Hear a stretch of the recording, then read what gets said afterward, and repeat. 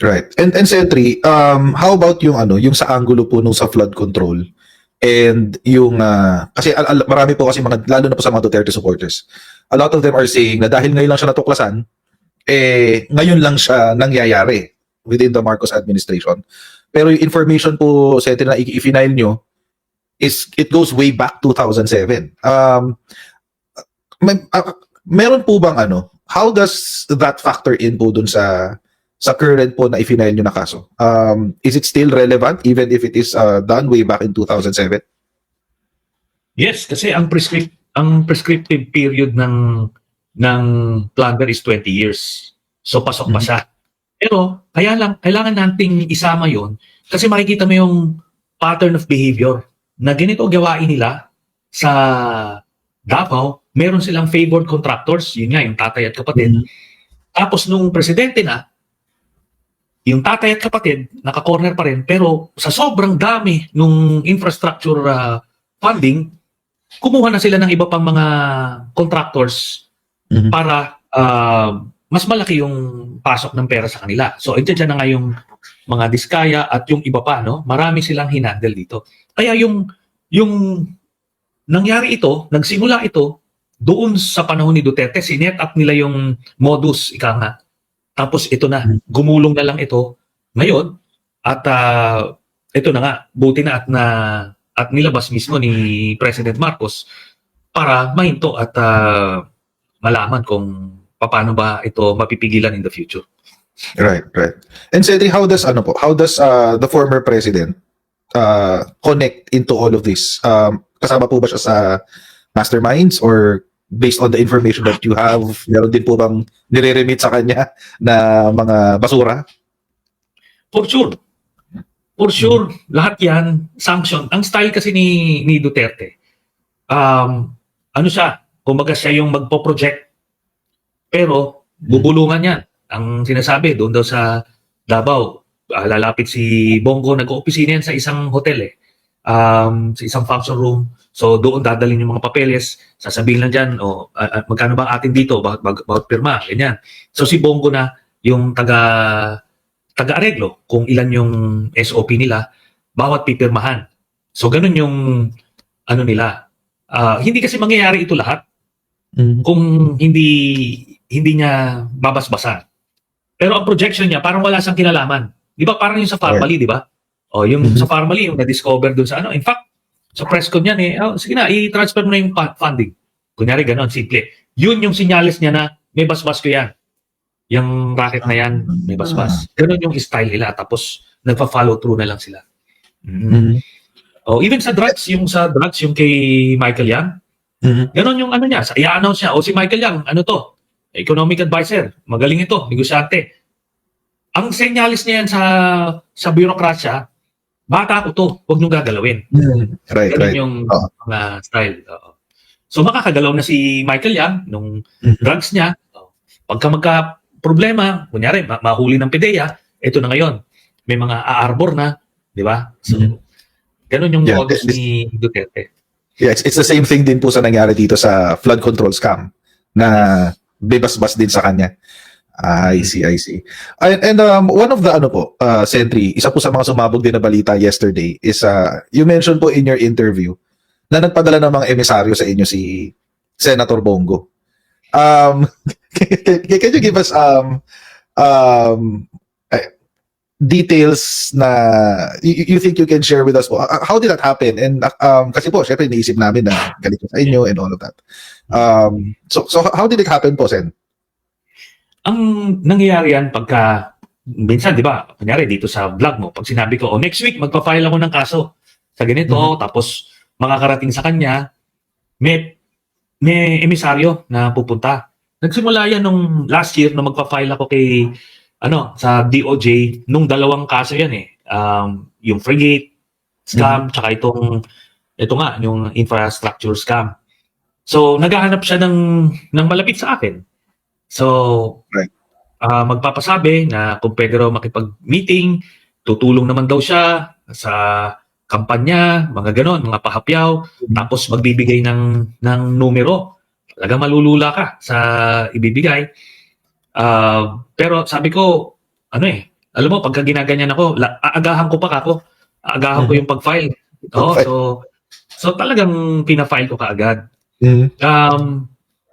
Sa bilang ko, easily mga 5 emisaryo yung pinapunta niya. Wow. So, Wow. iba-iba ito. Kasi, Determinado. dalawa yung, bukod dun sa kaso ng frigate, itong sa infrastructure scam na ipafile dito, pati yung sa ICC, pinapaareglo niya yan.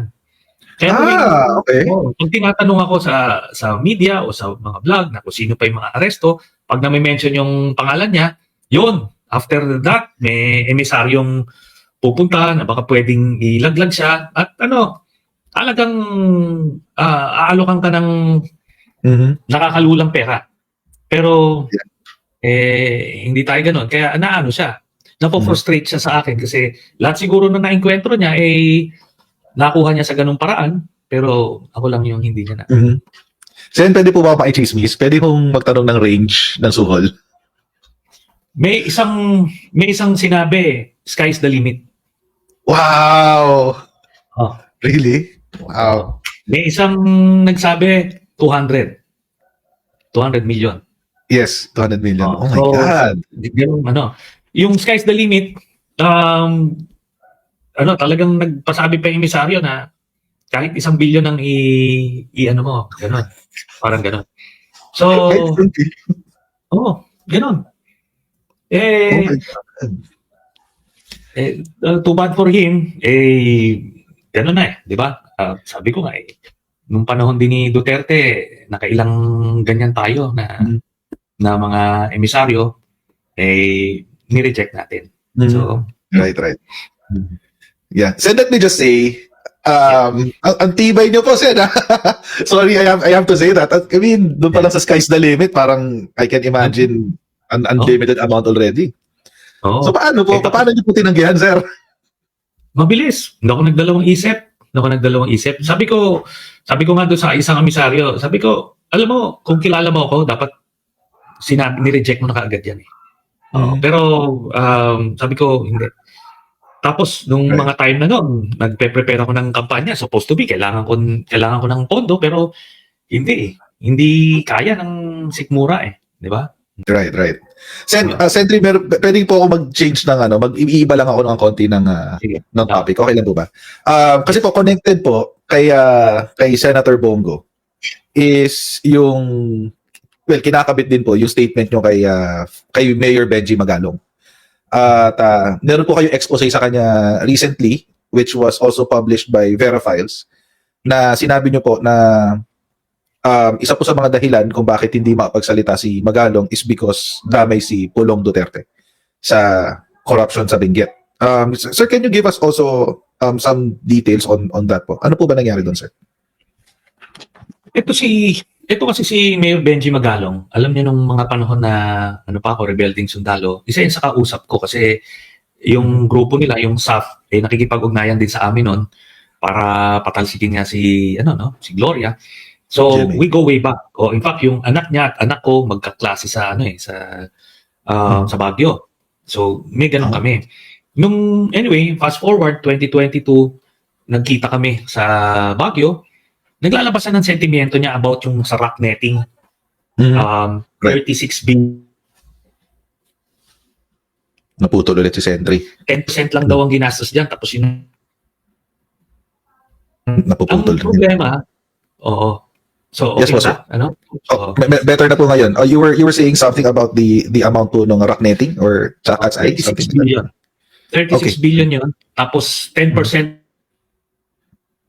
gastos doon. 10% yung ginagastos doon. Yung 90% pinaghahati-hatian na. Kaya ang nangyari dito, wow. ina-expect ko na nawawala Nawawala po, Sen. Okay lang po, sir. Okay lang po. We'll be, we're waiting. Nakikinig po kami ng Taim Team. Okay. Tapos, eventually, nung lumalabas na siya about this, I was expecting na yun yung una niyang sasabihin. Kasi sinabi niya sa akin yun Sinabi niya, yung sinabi dun sa, yung nireport ng Vera Files, di ba? Si Eric Yap at si Pulo. Ang mga proponent. bakit hindi niya sinasabi? Mhm. Yun na nga, well, talagang nag-profess siya ng loyalty niya kay Duterte. At binigyan siya ng posisyon nung... Oo. Okay Napuputol. ba ba? Putol. Dali. Opo. Dali subukan kong... Sige lang po, sir. No problem po. We will wait. Opo. No problem po. Remove muna natin si Sentry para maayos yung internet niya. Grabe, pasabog yung 1 billion, Grabe yung 1 billion na suhol, guys. Oo. Maliit pa pala yung 200 million. Maliit pa yung 200 million. Pero pag the sky's the limit, mga kababayan, hindi ko kinaya yun. Ibig sabihin, it just goes to show, mga kababayan, na ganun kalala, ganun ang karami yung nakubra nila. Oo. Imagine, mamimigay ka lang na 1 billion pesos? Grabe yun, Shucks, hindi ko. And sa bagay, mga kababayan, if they've been doing this since 2007, di ba? Ganun talaga. Marami na siyang pera. Ay, Sen. Ang dami niyong pasabog tonight. Ang dami niyong headline worthy. But Sen, I marami pa po gusto itanong, but limitations on time constrain me. Pero sir, bago po tayo mag-sign off, do you have any message po sa ating viewers? We have 7,793 viewers po. Okay. Well, una-una, maraming salamat, Coach Jared, at naimbitahan mo ako ulit dito sa podcast mo. Itong November, para sa mga natin, mga viewers natin, itong November isang malaking pagsubok sa ating demokrasya. Maraming susubok na patalsikin si President Marcos. Kaya kailangan nating magsama-sama para pigilan ito. 'Di ba? Nakita niyo yung rally, mga rally na sinasabi nila. Ang gusto lang naman nila iluklok si Sara Duterte. Sinasabi ko na talagang gigibain ni Sara Duterte yung demokrasya, itong gobyerno na nakita nyo. Nakita nyo naman yun 'di ba? You cannot entrust the power of the presidency to somebody like Sara Duterte. And so kailangan nating magtulong-tulong para malagpasan ng bansa natin yung pagsubok. So, thank you. Sen, sorry po. One last question. You mentioned po na November. Ano po meron po sa November, sir? Sorry, I don't think you're aware of that. Maraming 'di ba? Maraming panawagan ng rally, ganon. So kasi nung September 21, ginanahan sila, 'di ba? Ginanahan na yung September 21 kasi yun yung genuine expression ng outrage na galit sa corruption. Right. Pero walang panawagan ng ouster. Sinigurado ng mga organizers na naglalabas lang sila panawagan nila for accountability. Pero may mga distab groups kasi na gustong sakyan yung galit ng tao, yung call for accountability, at gusto nila ouster yung panawagan. Susubukan nila. So, kailangan lang tayo. Oo, yung round 2. Okay. Sige. Okay. Maikinig po kami sa inyo, Sen. We will try to protect our democracy. And with that po, sir, thank you very much po for accepting our invitation. Sana po, sir, makaulit po uli ako one of these days. Yes. Oo naman.